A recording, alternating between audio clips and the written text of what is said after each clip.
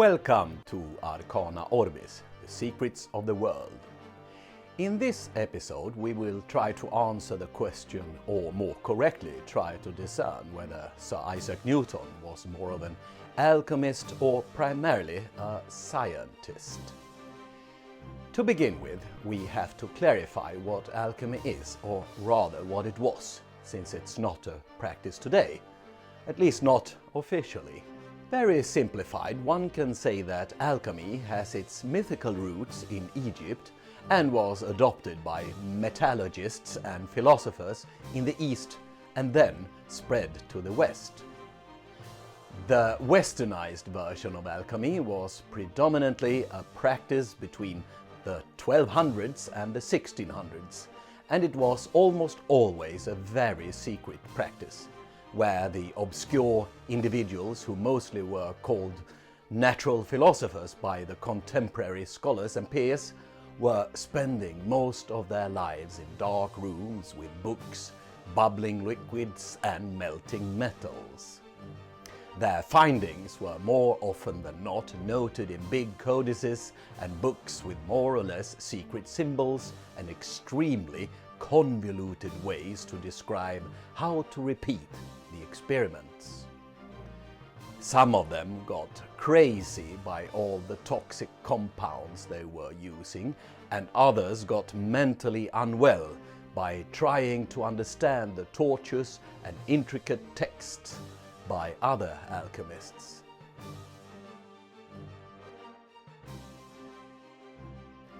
By the end of the Renaissance, and right at the beginning of the Enlightenment in the early 1600s, it began to become clear to many that the way natural philosophy was conducted, it was not going to reveal the secrets that the surrounding natural world was holding.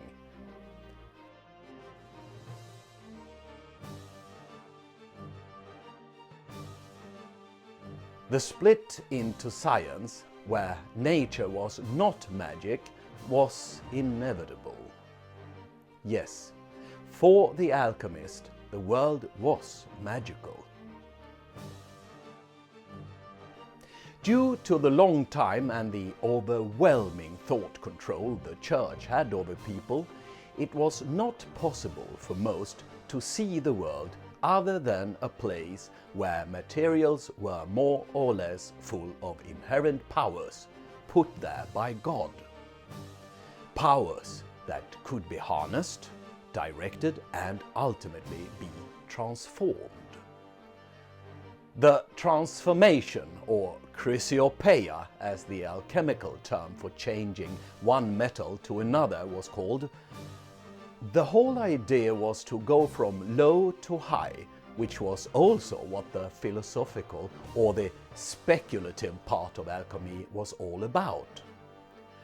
You were preferably striving to become a perfect being, and this was symbolized by the transformation of the low metal lead into the perfect metal gold.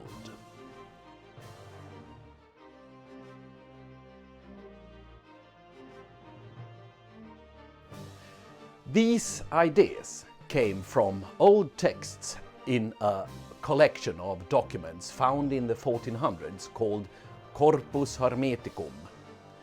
And in one text, dubbed the Emerald Tablet, there was this line that took hold over the imagination of all the alchemists of the time: "As above, so below," which is a modern simplification of Newton's translation from Latin to English.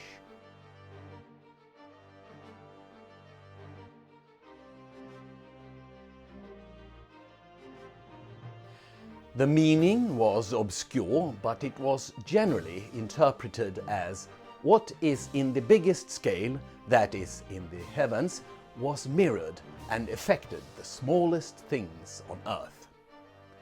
The world of alchemy was, and still is, a relatively big field of study, since it was so tightly connected and very often integrated in the dealings of the ruling elite, and even in the households of kings and queens. And since it still is of relatively great interest to many, we have learned that Alchemists was also trying to make the mythical elixir of life, to make you stay young forever, and the panacea, the universal remedy for all diseases. But as it seems, the transformation of lead to gold was the primary interest to them all.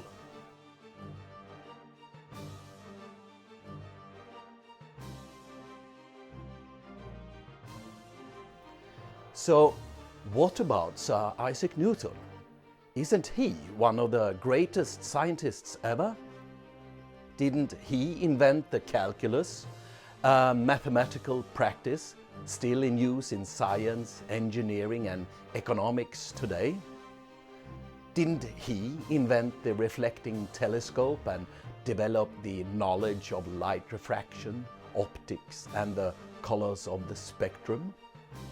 Wasn't he the one behind the law of gravity? So, why this talk about alchemy when the name Newton is almost synonymous with science? Yes, Newtonian and Newtonianism are respected terms in today's science, but this wasn't always the case.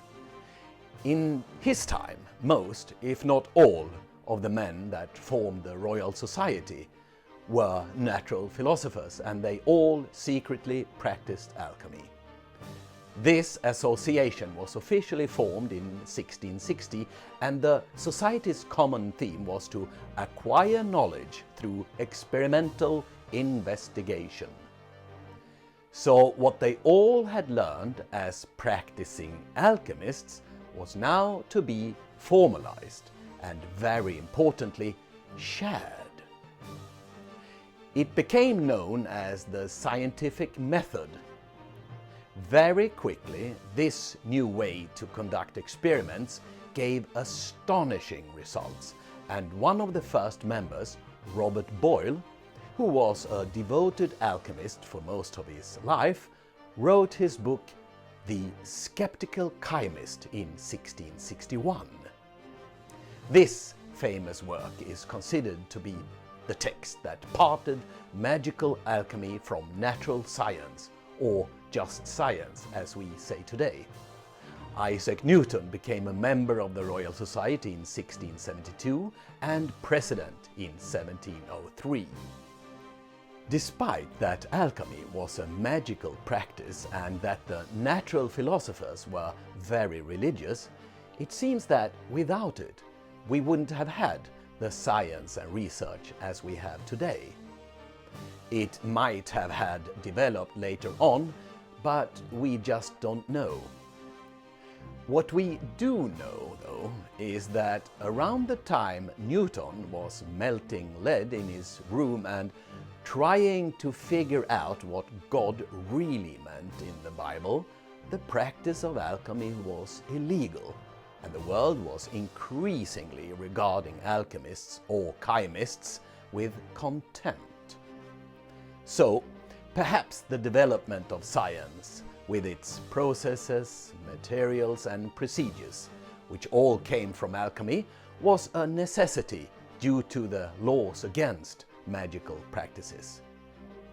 Curiosity was a risky business before the king gave permission to form the Scientific Association of the Royal Society. So, was Newton an alchemist?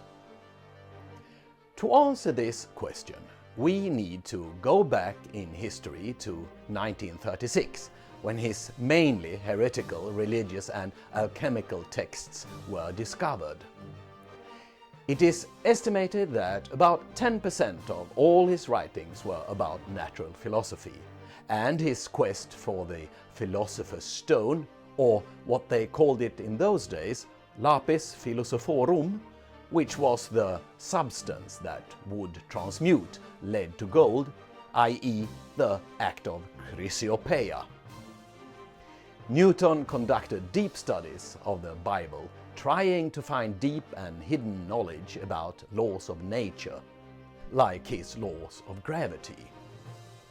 He saw King Solomon in the Old Testament as the greatest authority of philosophy, and he studied the Temple of Solomon in the greatest detail during many years. Newton came to the conclusion that the plan of the Temple of Solomon contained the keys to the prophecies in the Bible. It was like a template with its dimensions and geometry. So, it is no question about whether Sir Isaac Newton was an alchemist or not. He was a practicing and a speculative natural philosopher. He believed in both God Almighty and in magic, though this resulted in his cold, demagicalized science. So, thanks to Newton's deep religious studies, we can travel into space and have crucial information about the biggest bodies in the solar system, as well as the smallest particles inside all of us. As above, so below.